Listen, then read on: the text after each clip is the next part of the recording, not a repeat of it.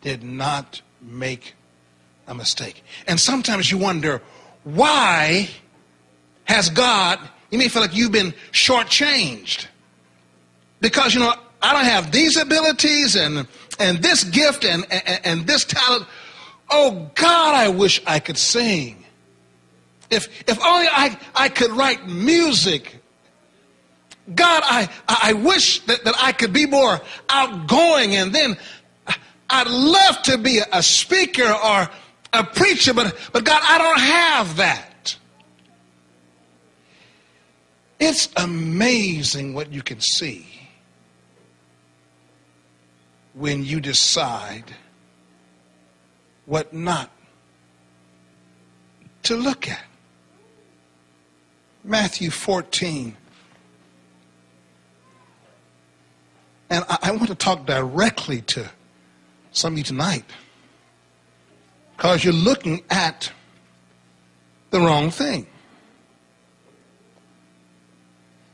And look down at verse 25. During the fourth watch of the night, Jesus went out to them walking on the lake. I'm reading out of the NIV. When the disciples saw him walking on the lake, they were terrified. It's a ghost, they said, and cried out in fear. But Jesus immediately said to them, "Take courage, it is I. Don't be afraid." "Lord, if it's you," Peter replied, "tell me to come to you on the water." "Come," he said.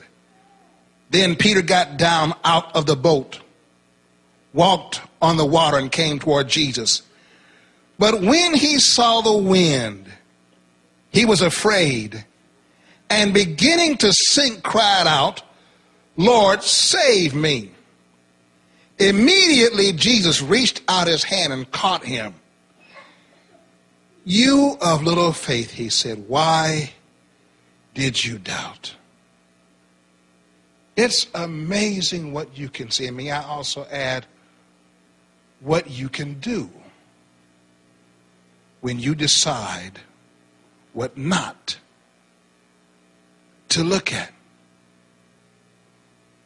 God has not shortchanged you, but you're looking at the wrong thing.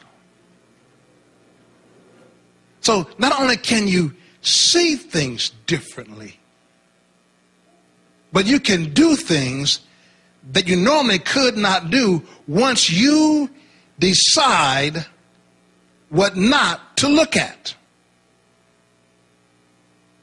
Notice how far Peter walked. When he began to sink, he was close enough to Jesus that Jesus could just grab his hand.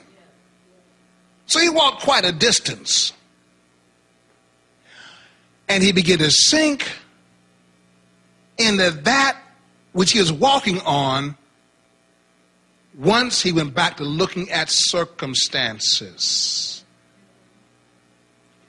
and conditions. And the same thing happens to you.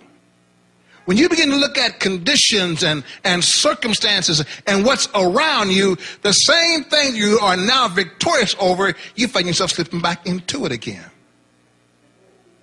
It's amazing what you can see and what you can do once you decide what not to look at.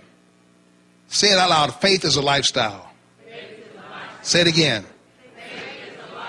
Say it again.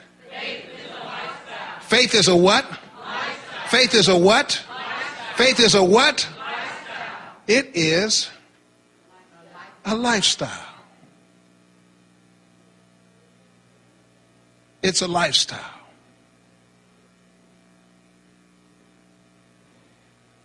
Every now and then, I haven't gone in quite a while, I would go to a baseball game just to enjoy the baseball game. For me, baseball is not my lifestyle. Something I do every now and then.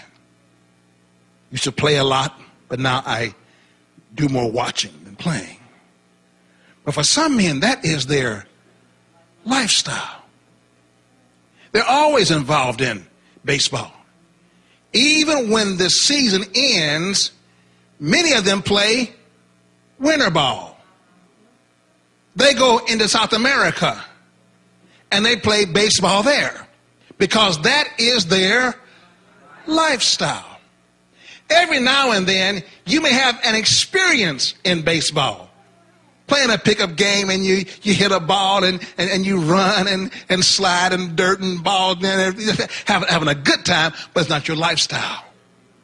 Every now and then you have a faith experience and you have just a good time believing God and it happens and boy, thank God for it. But it's not your lifestyle yet. But biblical faith is a lifestyle.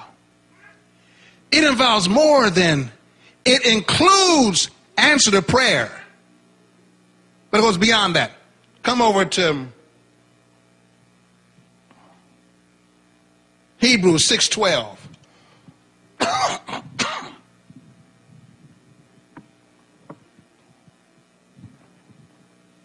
Faith is not only something you have, it is also something you do.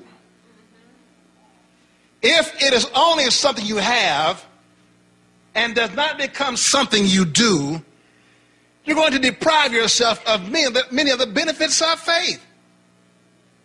So faith has to be something that you do. It becomes a lifestyle that on purpose you adapt yourself to. Peter had the experience of walking on water, but that was not to be his lifestyle. It was the will of God that the faith experience that caused him to walk on water would eventually become his lifestyle. Now my problem is I want victory. I don't want to smoke no more, or I don't want to drink no more, or I don't want to lose my temper no more. And so therefore, I believe God for victory. And sometimes I wonder, God, why won't you respond to my faith and give me the victory? Dear child, the answer is this. All you want is victory, and God is trying to give you a lifestyle. Because many times, now be honest about yourself, once faith has kicked in and produced what you wanted to produce, for the most part, you lay it aside. I mean, you don't backslide. But, I got the money now. I've got the job now. I've got the healing now. So I just don't need faith anymore. Until the next emergency comes up. Y'all follow me now? God wants for you faith to be more than just an experience. He wants it to be your lifestyle. Hebrews 6:12, the King James says that, writer said, I want you to become followers of those who through faith and what? Faith in what? Faith in what? Faith in what? Okay, it's not a swear word. You can say it in church. Faith in what? Faith and patience. They inherit the promises. Faith and patience. The combination. The combination. Faith and patience.